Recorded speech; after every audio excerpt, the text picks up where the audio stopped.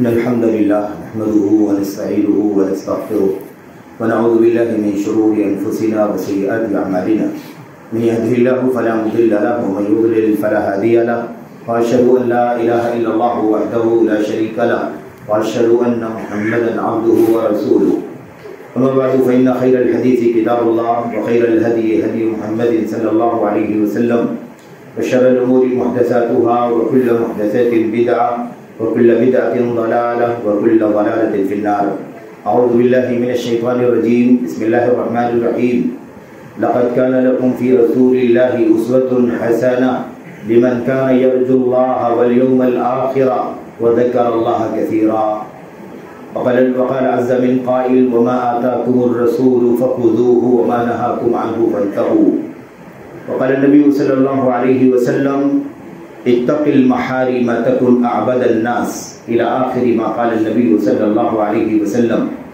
برادران اسلام، دینی اور ملی بھائیوں، نوجوان دوستوں، احباب اور بزرگوں، قابل احترام ماں اور بہنوں، عزیز بچوں، اللہ تبارک و تعالیٰ کا یہ دین جو ہمیں اور آپ کو اللہ تعالیٰ کی جانب سے بطور انعام، بطور نعمت ملا ہے، اس کی بہت ساری خوبیوں اور بہت ساری خصوصیات کے ضمن میں ایک خوبی یہ ہے کہ یہ انسانی زندگی کے تمام تر پہلوؤں کو، تمام تر گوشوں کو شامل ہے. کوئی زندگی کا ایسا موڑ نہیں ہے، خواہ اس کا تعلق ایمان و عقیدے سے ہو، عبادات سے ہو، سماج سے ہو، لین دین سے ہو، پڑوس سے ہو، انسانی سماج کے دیگر پہلوؤں سے متعلق ہو، کوئی ایسا گوشہ ہمیں اور آپ کو نہیں ملے گا جس میں اس دین نے، اسلام نے ہماری رہنمائی نہ فرمائی. اور اللہ کے نبی محمد رسول اللہ صلی اللہ علیہ وسلم چونکہ ہمارے لیے اسوہ ہیں، ہمارے لیے آئیڈیل ہیں، ہمارے لیے نمونہ ہیں، اس لیے آپ صلی اللہ علیہ وسلم کا ایک ایک عمل، آپ کی ایک ایک ادا، اور آپ صلی اللہ علیہ وسلم کی صبح و شام، آپ صلی اللہ علیہ وسلم کا سفر و حضر، اور آپ کی صلح و جنگ، آپ کی زندگی کے تمام تر گوشوں کا اگر ایک مسلمان مومن صحیح معنوں میں جائزہ لے اور آپ کی سیرت کی جستجو اور تلاش کرے تو یقیناً اسے زندگی کے تمام تر گوشوں میں رہنمائی ملے گی. کوئی ایسا موڑ نہیں ملے گا جہاں اسے الجھن کا سامنا کرنا پڑے، اسے پیچیدگیوں سے گزرنا پڑے، اور اسے کسی ایسے موڑ پر آ کر کے رک جانے کی نوبت آ جائے جہاں اس کے سامنے اندھیرا ہو اور وہ نہ سمجھ میں آئے، اسے نہ سمجھ میں آئے کہ وہ کیا کرے. میرے بھائیوں، اللہ تبارک و تعالیٰ نے ہمیں اور آپ کو جو شریعت دی ہے اسے نور کہا ہے، قرآن کریم کو نور کہا ہے، اللہ کے نبی صلی اللہ علیہ وسلم کو سراج منیر کہا ہے. یہ نور کیا ہے؟ یہ نور دراصل انسانی زندگی میں ایمان اور عقیدے سے گزرتے ہوئے عبادات، معاملات، اخلاق، سیاست اور سماجیات، معیشت، سیاست، اقتدار، زندگی کے تمام تر گوشوں میں اخلاق، آداب، رہن سہن، اٹھنے بیٹھنے، کھانے پینے، سونے جاگنے وغیرہ تمام تر احکام میں وہ روشنی دیتا ہے، ہمارے لیے راستے کھولتا ہے. یہ روشنی ہدایت کی روشنی ہے، یہ فزیکل روشنی سے کئی گنا بڑھ کر کے روشنی ہے. میرے بھائیوں، جو اللہ تبارک و تعالیٰ نے ہمیں اور آپ کو عطا فرمائی ہے، ہم نے قرآن کریم کی ایک آیت کریمہ اس سلسلے کی پیش کی ہے جس میں اللہ تبارک و تعالیٰ نے اپنے نبی کو ساری انسانیت کے لیے آئیڈیل اور نمونہ بنا دیا ہے. ہم اور آپ اس حدیث کو، اس آیت کریمہ کو بار بار پڑھتے ہیں اور ہم اس کی حقیقت کو بھی سمجھتے ہیں کہ اللہ تبارک و تعالیٰ نے کتنے عموم کے ساتھ اور کسی بھی طرح کی قید و بند کے بغیر اس بات کو بیان فرما دیا ہے کہ نبی کریم صلی اللہ علیہ وسلم تمہارے لیے نمونہ ہے. تمہارے لیے نبی کریم صلی اللہ علیہ وسلم کے اندر نمونہ ہے، آپ کی زندگی کے ہر گوشے میں نمونہ ہے. آپ جو کچھ بھی کہیں، جو کچھ بھی کریں، آپ بولیں تو نمونہ، خاموش رہیں تو نمونہ. الغرض نمونہ ہے نبی کریم صلی اللہ علیہ وسلم میں. فی رسول اللہ کہا گیا، رسول کریم صلی اللہ علیہ وسلم میں نمونہ ہے. آپ کی کس چیز میں کوئی تعین نہیں ہے، ہر چیز میں، ہر پہلو میں، ہر گوشے میں، اور ہمیشہ کوئی زمان کی بھی قید نہیں ہے، کوئی مکان کی بھی قید نہیں ہے. جب سے یہ اعلان ہوا ہے تب سے لے کر قیامت کی صبح تک نبی کریم صلی اللہ علیہ وسلم ہمارے لیے، آپ کے لیے نمونہ ہے. ہماری زندگی میں سب سے جو بڑا کام ہے ہمارا وہ یہ کہ ہم تلاش کریں نبی کریم صلی اللہ علیہ وسلم کے آئیڈیل کو، آپ کے نمونے کو، آپ علیہ الصلوۃ والسلام کی سیرت کو، آپ کی حدیثوں کو، آپ کے فرمودات کو، آپ کے اقوال و افعال کو پڑھیں، اس کی جستجو کریں اور اس میں اس روشنی سے روشنی حاصل کریں۔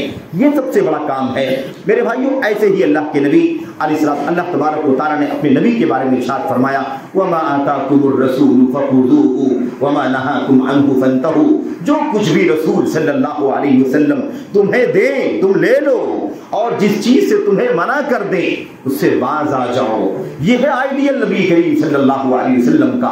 آپ کے اوامر آئیڈیل ہیں کہ کرنے کے لیے کہا تو کرو، اور آپ کے نواہی آئیڈیل ہیں یا آپ کو منع کر دیا گیا، آپ صلی اللہ علیہ وسلم کے ذریعے سے کسی چیز سے روک دیا گیا تو اس سے رک جاؤ، باز آ جاؤ۔ اور یہ اس کلمہ توحید کا اور رسالت کا جو حصہ ہے محمد الرسول اللہ، لا الہ الا اللہ، اور پھر آگے محمد الرسول اللہ، محمد اللہ کے رسول ہیں صلی اللہ علیہ وسلم، یہ اسی کلمے کے ہماری اور آپ کی زبان سے ادا کرنے کے بعد، اس کے معانی کو سمجھنے کے بعد اسی کے تقاضے کی میرے بھائیوں یہ مثالیں ہیں کہ آپ کی طرف سے جو کچھ بھی آئے اس پر عمل کیا جائے، جس سے منع کر دیا جائے اس سے باز آ جایا جائے۔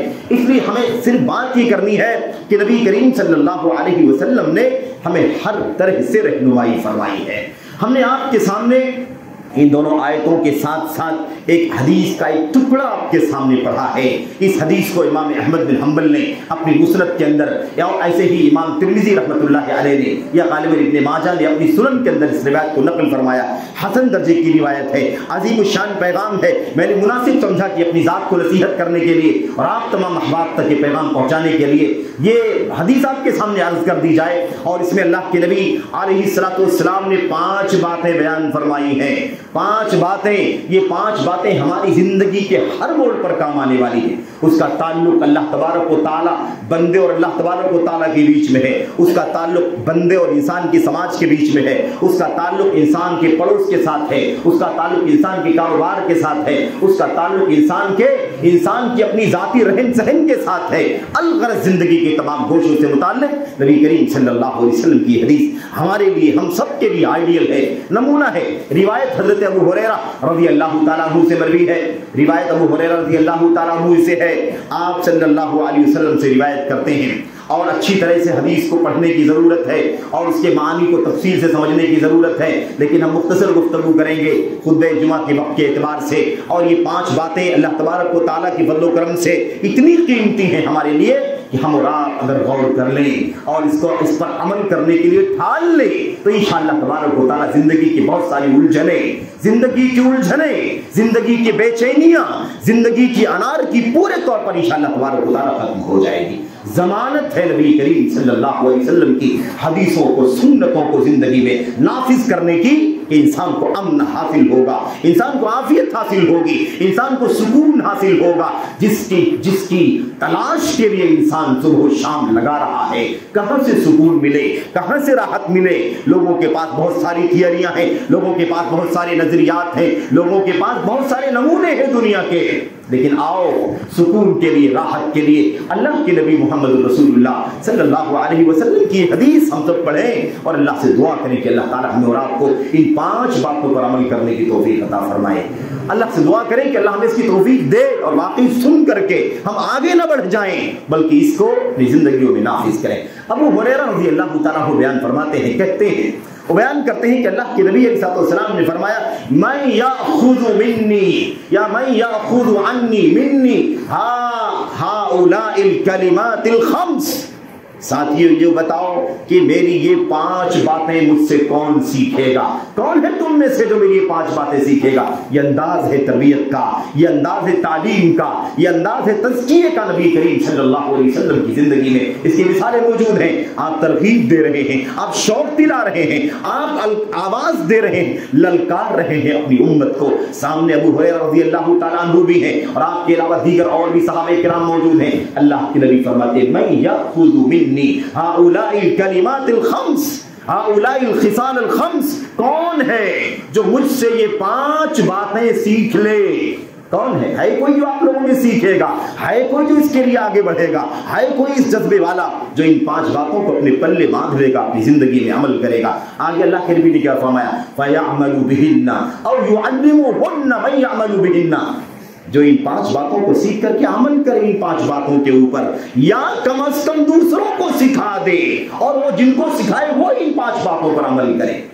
ہے کوئی آپ لوگوں میں ایسا جو 5 باتوں کو سیکھے اور عمل کرے، یا دوسروں کو سکھائے اور وہ اس پر عمل کرے؟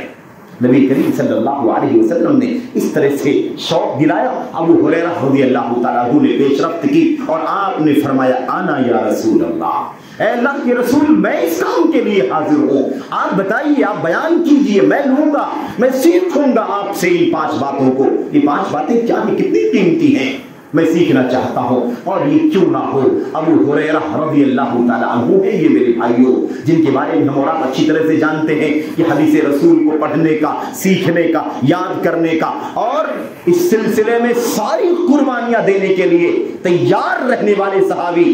کوئی دنیا نہیں، کوئی دولت نہیں، کوئی بیلنس نہیں، کوئی زمین نہیں، کوئی جائیداد نہیں، کوئی انکم نہیں، بس صرف اور صرف میرے بھائیوں کسی طرح سے چند گھونٹ دودھ کے، یا چند کھجوریں، یا چند قطرے پانی، چند گھونٹ پانی کا مل جائے، بس جس سے زندگی چلتی رہے۔ مقصد ہے نبی کریم صلی اللہ علیہ وسلم کی حدیثوں کو سیکھنے کا۔ اصحاب صفہ میں سے ہیں، نبی کریم صلی اللہ علیہ وسلم کے پاس تحفے میں دودھ کا پیالہ آتا، آپ صلی اللہ علیہ وسلم صحابہ کرام کو پلا دیتے، اس کے بعد آپ پی لیتے، ابو ہریرہ کو پلا دیتے۔ آپ کے پاس کوئی اور چیز کھانے پینے کی آتی، آپ علیہ السلام خود اپنے ساتھیوں کو کھلاتے، اور خود اس کے بعد جو رہتا آخر میں آپ اسے کھا لیتے۔ یہ طریقہ نبی کریم صلی اللہ علیہ وسلم کا تھا۔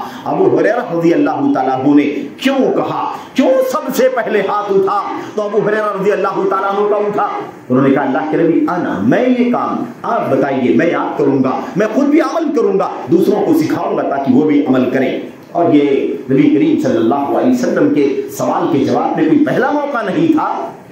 ابو ہریرہ رضی اللہ تعالیٰ عنہ نے، وہ صحابی ہیں جنہوں نے سوال کیا تھا نبی کریم صلی اللہ علیہ وسلم سے، من اسعد الناس بشفاعتک یا رسول اللہ، اے اللہ کے رسول صلی اللہ علیہ وسلم، قیامت کا دن ہوگا، لوگ نفسی نفسی کے عالم میں ہوں گے، کیا انبیاء، کیا رسول، کیا بڑے بڑے صلحاء اور اتقیاء، سب کے سب حیران پریشان ہوں گے، نفسی نفسی کی بات کر رہے ہوں گے، میری اپنی ذات کی فکر ہے، مجھے اپنی ذات کی فکر ہے۔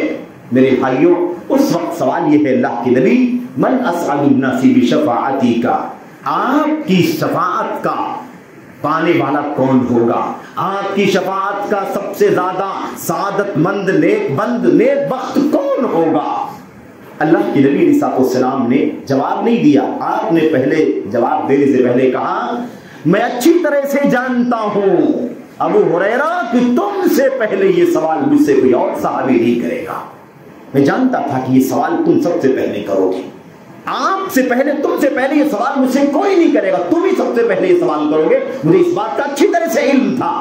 لما رأيت من حرصك على الحديث، کیونکہ میں اچھی طرح سے جانتا ہوں کہ حدیثوں کے سلسلے میں تمہارا شوق کتنا زیادہ ہے، تمہاری لالچ کتنی زیادہ ہے، تمہاری طلب کتنی زیادہ ہے حدیثوں کو سیکھنے کے سلسلے میں جانتا ہوں، اس لیے مجھے یقین تھا کہ یہ سوال تم سے پہلے کوئی اور نہیں کرے گا۔ اس کے بعد اللہ کے نبی نے فرمایا قیامت کے دن میری سفارش سب سے زیادہ، سب سے پہلے یا اس شخص کو ملے گی یہ سعادت کہ مجھے اسے میری سفارش ملے، اس کا حقدار قیامت کے دن وہ ہوگا من قال لا الہ الا اللہ خالصا من قلبہ، جس نے لا الہ الا اللہ کہا ہوگا لیکن اپنے دل کے اخلاص سے کہا ہوگا، اس کے تقاضے کے مطابق عمل کر رہا ہوگا، اس کا اقرار زبان سے، اس کی تصدیق دل سے، اور اس پر عمل اپنے اعضاء اور جوارح سے کر رہا ہوگا، وہ قیامت کے دن میری سفارش کا حقدار بنے گا۔ تو یہ نیکیوں کی سبقت ابو ہریرہ رضی اللہ تعالیٰ عنہ کی پہچان ہے میرے بھائیوں۔ بہرحال حدیث کیا ہے؟ حدیث یہ ہے، انہوں نے کہا 5 باتیں، اس کے بعد بڑی پیاری بات حضرت ابو ہریرہ رضی اللہ تعالیٰ عنہ بیان فرماتے ہیں، کہتے ہیں فأخذ النبی صلی اللہ علیہ وسلم بیدی، نبی کریم صلی اللہ علیہ وسلم نے میرا ہاتھ پکڑ لیا، فعدہن فیہا، آپ نے میرا ہاتھ اپنے ہاتھ میں لیا اور ان 5 باتوں کو میری انگلیوں پر گن کر کے بتایا۔ ہاتھ کو اللہ کے نبی نے اپنے ہاتھ میں لیا. اس کے بعد کہا نمبر 1 یہ ہے, نمبر 2, نمبر 3, نمبر 4, نمبر 5. اس طرح سے اللہ کے نبی نے 5 باتیں میرے ہاتھ کو اپنے ہاتھ میں لے کر کے میری انگلیوں پر گن کر کے آپ نے بتایا. بہرحال میرے بھائیوں 5 باتیں کیا ہیں, آئیے ذرا ہم اختصار کے ساتھ ہی سمجھ لیں. اللہ کے نبی صلی اللہ علیہ وسلم نے پہلی بات فرمایا اتق المحارم تکن اعبد الناس. اتق المحارم تکن اعبد الناس. اللہ تبارک و تعالیٰ کی عبادت گزار بننا چاہتے ہو نا, عبادت کے لیے پیدا کیے گئے ہیں. عبادت بنیاد ہے, مقصد زندگی ہے, مقصد تخلیق ہے, کوئی اور مقصد نہیں ہماری اور آپ کی زندگی کا. ہمارے اور آپ کے وجود کا مقصد کیا ہے؟ اللہ تبارک و تعالیٰ کی بندگی. ہمارا مقصد بندگی ہونا چاہیے. تو اگر بندگی اللہ تبارک و تعالیٰ کی کرنا چاہتے ہو اور سب سے زیادہ عبادت گزار اللہ تبارک و تعالیٰ کا بننا چاہتے ہو تو تمہیں کیا کرنا ہوگا؟ اتق المحارم, حرام کاموں سے اپنے آپ کو بچاؤ. کتنے لوگ ہیں نماز کی پابندی نہیں کر پاتے. آپ ان سے پوچھیں کیوں نماز نہیں پڑھتے؟ کہتے ہیں سوچتا ہوں, کوشش کرتا ہوں, لیکن نہیں پابندی ہو پاتی. کبھی 1 روز 2 روز آتا ہوں, 1 ٹائم 2 ٹائم آتا ہوں, پھر نہیں کر پاتا. 1 سال 2 سال کبھی زکات کچھ دیتا ہوں, اس کے بعد نہیں دے پاتا. کیا کروں میں؟ کوشش تو کرتا ہوں لیکن کر نہیں پاتا ہوں. یہ عبادت کیوں نہیں ہماری اور آپ کی زندگی میں آتی؟ یہ بندگی کا جذبہ ہماری اور آپ کی زندگیوں میں کیوں نہیں آتا؟ اس لیے کہ ہم نے اپنی عام زندگی کے اندر حرام سے اپنے آپ کو جوڑ رکھا ہے. ہماری کاروبار میں حرام, ہمارے رہن سہن میں حرام, ہمارے معاملات میں حرام, ہمارے لین دین میں حرام, ہمارے تعامل میں حرام, ہماری سماجی تعلقات میں حرام, ہمارے گھریلو تعلقات کے اندر حرام. زندگی کا کون سا موڑ ہے جہاں ہماری اور آپ کی زندگیوں میں حرام کی ملاوٹ نہ ہو؟ حرام سے بچو, تب اللہ تبارک و تعالیٰ کے سب سے زیادہ عبادت گزار بندے بن جاؤ گے. یہ اللہ تبارک و تعالیٰ سے تعلق کی بات اللہ کے نبی نے فرمائی. بندگی اللہ تبارک و تعالیٰ کی تم کرنا چاہتے ہو, اللہ کی عبادت گزار بندے بننا چاہتے ہو تو تمہیں اس کے لیے کیا کرنا ہوگا؟ اپنے آپ کو حرام کاموں سے بچانا ہوگا. تو یہ آسان نہیں ہے میرے بھائیوں کہ کوئی بہت بڑا متقی, پرہیزگار, تہجد گزار, عبادت اور ریاضت کرنے والا بن جائے اور دنیاوی زندگی میں, عام زندگی میں, عام معاملات کے اندر حرام حلال 2 نمبر 4 نمبر, ظلم زیادتی اور لوٹ کھسوٹ سود رشوت سب کرتا رہے, ساری لذت اٹھاتا رہے دنیا کی, اور اللہ تبارک و تعالیٰ کا سچا پکا عبادت گزار اور اللہ کا ولی بھی بن جائے. ممکن نہیں میرے بھائیوں. اور یہ نصیحت کس کو کی جا رہی ہے؟ ہم اور آپ تو آج 14.5 صدی کے بعد دنیا میں آئے. اللہ کے نبی علیہ السلام ان کو مخاطب کر کے یہ بات بیان فرما رہے ہیں. ان کو, کن کو؟ ابو ہریرہ رضی اللہ تعالیٰ عنہ کو, جو زاہد صحابہ کرام میں سے تھے, ازہد صحابہ کرام کے اندر حد درجہ زہد اور ورع کی زندگی گزارنے والے, جن کو دنیا سے کوئی لینا دینا نہیں تھا. وہ اللہ تبارک و تعالیٰ کے دین کے علم میں لگے رہتے تھے, عبادت گزار تھے. اللہ تبارک و تعالیٰ کے دین کا علم کی روشنی میں لوگوں کو فتویٰ دینے والے اور علم کی رہنمائی کرنے والے صحابہ کرام میں سے تھے. میرے بھائیوں ان کو اللہ کے نبی مخاطب کر کے فرماتے ہیں کیا؟ اتق المحارم تکن اعبد الناس. اللہ تبارک و تعالیٰ کی سچی بندگی کرنے والا بننا چاہتے ہو تو حرام کاموں سے اپنے آپ کو بچاؤ. اب یہ کتنا بڑا, کتنا گہرا تال میل ہے. ہم سمجھتے ہیں دنیاوی کاروبار, لین دین, بزنس اور وغیرہ اس کا کوئی تعلق نہیں, یہ الگ چیز ہے. اور مسجدوں میں آ کر کے بندگی, عبادت اور تہجد اور سجدہ یہ الگ چیز. یاد رکھو دنیاوی زندگی کے اندر, ہماری زندگی میں اگر حرام کی ملاوٹ ہے, سچی بندگی کرنے والے کبھی نہیں بن سکتے. کیونکہ اللہ کے نبی نے صاف بیان فرما دیا ہے محارم سے بچو تو اللہ کی بندگی کرنے والے بن جاؤ. میرے بھائی تو اللہ کے نبی نے پہلی بات یہ بیان فرمائی. نمبر 2, اللہ کے نبی نے فرمایا وَرْضَ بِمَا قَسَمَ اللَّهُ لَكَ تَكُنْ أَغْنَى النَّاسِ. اللہ کے نبی نے فرمایا اور جو اللہ نے تمہاری قسمت میں لکھ دیا ہے, تقدیر میں لکھ دیا ہے, جو تمہارے لیے بانٹ کر کے دے دیا ہے, اس سے راضی ہو جاؤ. لوگوں میں سب سے زیادہ بے نیاز ہو جاؤ گے. لوگوں میں بے نیاز ہونا چاہتے ہو؟ لوگوں کے سامنے ہاتھ پھیلانے سے بچو, گریا کرنے سے بچو, اور لوٹ کھسوٹ چوری اور دیگر جرائم کرنے سے اگر آپ اپنے آپ کو بچانا چاہتے ہو تاکہ تم بے نیاز رہو. بے نیاز رہو, کسی کے سامنے ہاتھ نہیں پھیلانا, کسی کے سامنے گریا نہیں کرنا. اللہ اکبر. آج کیا حال ہے میرے بھائی؟ کیا حال ہے ہمارے دلوں کے اندر؟ دنیا کی ہوس، دنیا کی لالچ. ہم یہ نہیں دیکھتے کہ کاروبار حرام کا ہے کہ حلال کا ہے، بس مال کہاں سے آئے، مال کہاں سے آئے، مال کہاں سے آئے، اس کی فکر میں لگے رہتے ہیں. آخر میرے بھائیو اللہ تبارک و تعالیٰ نے روزی کا فیصلہ کر دیا ہے یا نہیں کر دیا ہے؟ ہمیں اس وقت تک میرے بھائیو مالداری بے نیازی حاصل نہیں ہوگی جب تک ہم اللہ کے فیصلے پر راضی نہیں ہو جائیں. اللہ کے فیصلے پر راضی ہو جاؤ، حرام کاموں کو کرنا چھوڑ دو گے. اللہ کے فیصلے پر راضی ہو جاؤ، 2 نمبر کا کاروبار نہیں کرو گے. اللہ کے فیصلے پر راضی ہو جاؤ، چوری نہیں کرو گے. اللہ کے فیصلے پر راضی ہو جاؤ، رشوت کا لین دین نہیں کرو گے. اللہ کے فیصلے پر راضی ہو جاؤ، سود کا لین دین نہیں کرو گے. اللہ کے فیصلے پر راضی ہو جاؤ، ڈانڈیاں مار کر کے، ناپ تول میں کمی کر کے 2 نمبر کی انکم نہیں کرو گے. اللہ تبارک و تعالیٰ کے فیصلے پر راضی ہو جاؤ، وراثت کا حق مار کر کے نہ اپنے اس پیٹ کو جہنم کو نہیں بھرو گے. میرے بھائیوں اللہ کے فیصلے پر راضی ہو جاؤ گے تو سب کچھ مسئلہ حل ہو جائے گا. تکن اغنى الناس، آپ کے پاس کم بھی ہوگا تو آپ بے نیاز ہوں گے. آپ حرام کی طرف نہیں جائیں گے، آپ غلط کی طرف نہیں جائیں گے، آپ اللہ کو ناراض کرنے والے راستوں کی طرف نہیں جائیں گے. تو وَرْضَ بِمَا قَسَمَ اللَّهُ لَكَ تَكُنْ أَغْنَى النَّاسِ، اللہ کے فیصلے پر، اللہ کی تقدیر پر، اللہ کی تقسیم پر راضی ہو جاؤ، لوگوں میں سب سے زیادہ بے نیاز ہو جاؤ گے. نمبر 2. نمبر 3 اللہ کے نبی صلی اللہ علیہ وسلم نے فرمایا اللہ اکبر وَأَحْسِنْ إِلَى جَارِكَ تَكُنْ مُؤْمِنًا. پہلا کیا تھا؟ اللہ تبارک و تعالیٰ، عبادت اور بندگی کی بات. نمبر 2 جو اللہ کے نبی نے فرمایا وہ کیا ہے؟ وہ کیا ہے میرے بھائیوں؟ وہ ہے ہماری معیشت، ہمارے کاروبار، روزگار، انکم سے تعلق رکھنے والی بات. نمبر 3 اللہ کے نبی صلی اللہ علیہ وسلم بالکل اپنے پڑوس کے بارے میں، آپ اپنے سماج کے اندر کیسے رہو گے، اپنے گھر کے آس پاس رہنے والوں کے ساتھ آپ کا معاملہ کیسا ہونا چاہیے، سماجی مسائل کیسے حل کریں گے آپ.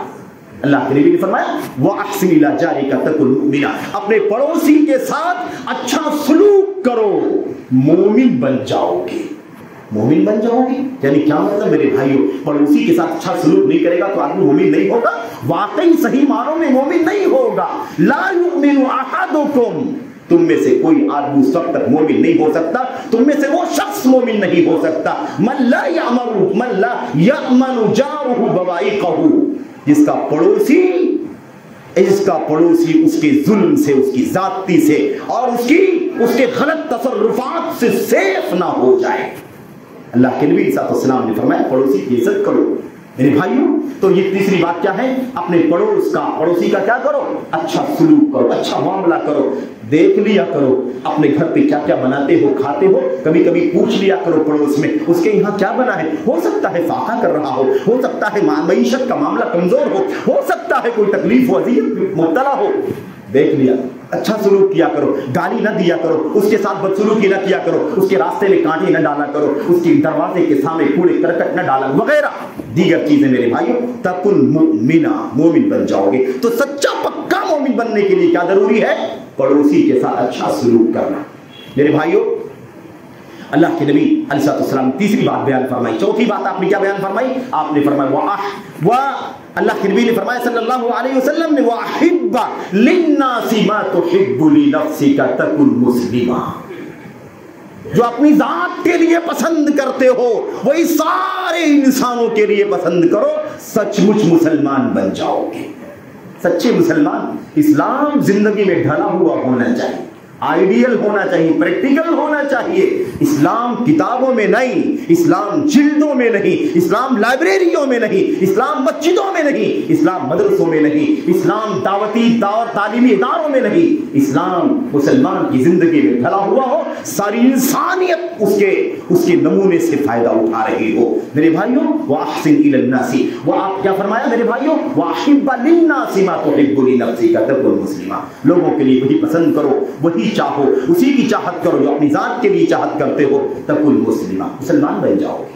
مسلمان کیونکہ اس کا تعلق ظاہری مسائل سے ہے، اس کا تعلق ظاہری امور سے ہے. اللہ کے نبی صلی اللہ علیہ وسلم نے آخری بات بیان فرمائی، چوتھی کے بعد پانچویں، اور ہمیں شروع میں عرض کیا یہ ایک جملہ نبی کریم صلی اللہ علیہ وسلم کا لمبی شرح کا متقاضی ہے. ایک جملے پر آدمی آدھے گھنٹے ایک گھنٹے بہت ساری دلائل کے بیچ میں بہت کچھ سیکھ سکتا ہے میرے بھائیوں، لیکن یہ وقت نہیں ہے کہ ان ساری تفصیلات میں جایا جائے. اس لیے بالکل سرسری آپ کے سامنے یہ پیغام اللہ کے نبی علیہ السلام کا پیش کیا جانا مناسب سمجھا گیا. اللہ کے نبی صلی اللہ علیہ وسلم نے فرمایا وَلَا تُكْثِرِ الضَّحِكَ فَإِنَّ كَثْرَةَ الضَّحْكِ تُمِيتُ الْقُلُوبَ. یا تمیت القلب. اللہ کے نبی نے فرمایا اور زیادہ مت ہنسو، اس لیے کہ زیادہ ہنسنا دل کو مردہ کر دیتا.